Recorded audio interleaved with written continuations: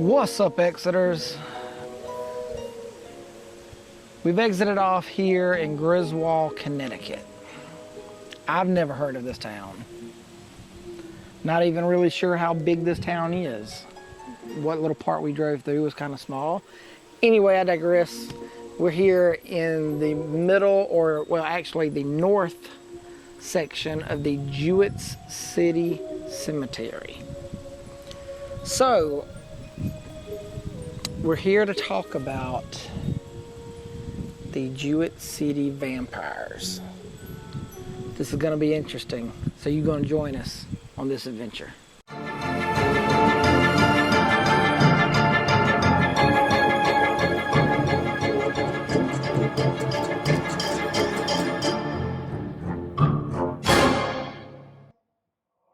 Alright guys, so like I said, we are here, Jewett City Cemetery, Griswold, Connecticut. Talk about the Jewett City vampires. Well, you'll just find vampires everywhere nowadays, won't you? Anyway. Well, I feel like when people died, like back in the day, it was just like, if they had some kind of oddness, like, or they were peculiar for back then, or a disease they didn't know about, they were just like quick to just like, oh, paranormal. You're a vampire, you're a witch, you're... Oh, look at that. My alarm clock's going off for work. Yeah, so you get labeled stuff like vampire, werewolf, witch, demon, goblin, whatever. Well, I've never heard like demon. I'm just giving examples depending on what you were diagnosed with or what you were into. Anyway, so we're talking about the Ray family. You got spirits in your blood. You should do cocaine about it. So we're talking about the Ray family. We're currently standing at 4 graves right here. Talking about Henry Ray, Lucy Ray, which was the wife. Then they had 3 sons. Lemuel.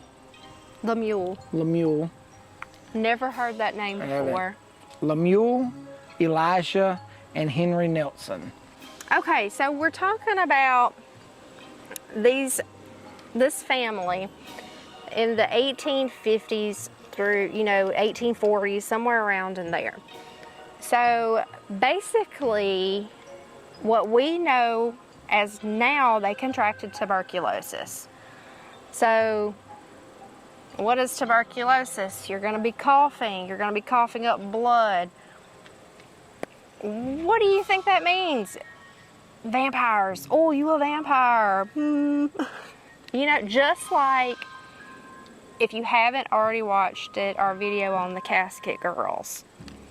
That was one thing they thought may have been wrong with the casket girls, was they contracted tuberculosis. They came over, probably coughing up blood or whatnot, looking sick and frail. So it was just quick to point the finger at those people because they didn't know what it was, that you were a vampire. Right, and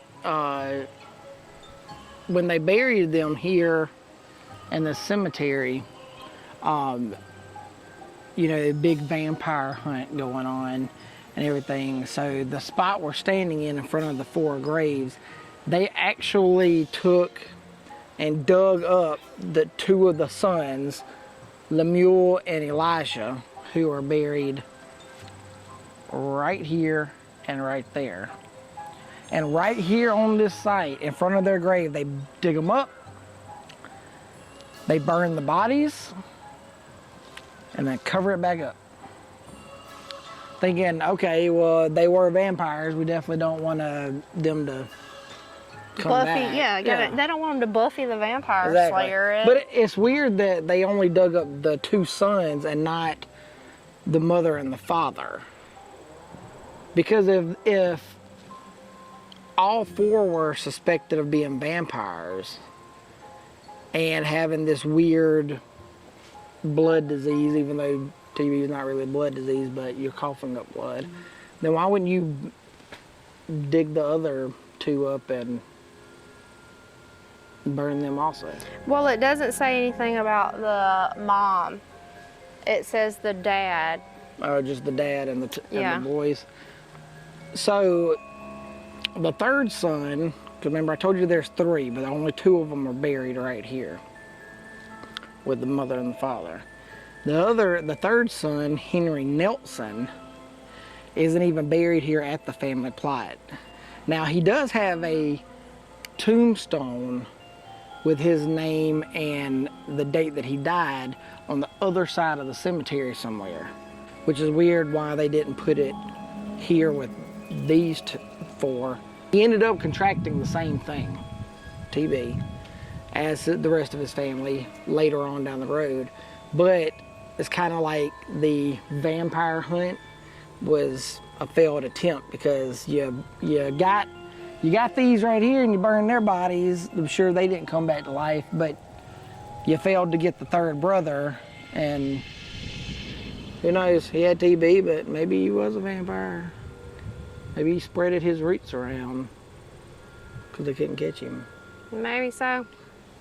So if you look at their headstones over here, you can tell exactly like how old they are, because I mean, that's almost unreadable.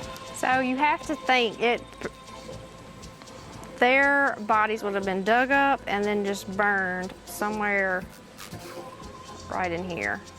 And this was like it attracted a lot of media attention. I guess because people were like, what the crap's going on? Why are they digging these bodies up and burning them in the cemetery?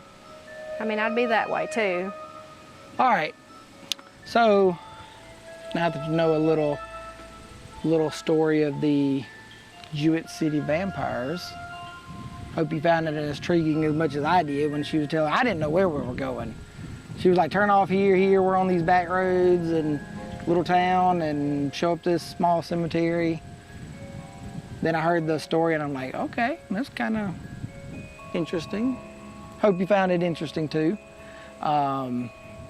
If you live in the area and know any other tales or legends of the Jewett City vampires, feel free to let us know in the comments on this video, because I'd like to hear more about any stories you might have.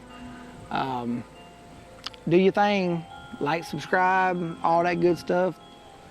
Ring the notification bell. And that's gonna do it for us here at Exit to Adventure. Catch you guys down the road at the next exit. Keep it spooky. That's right. Later.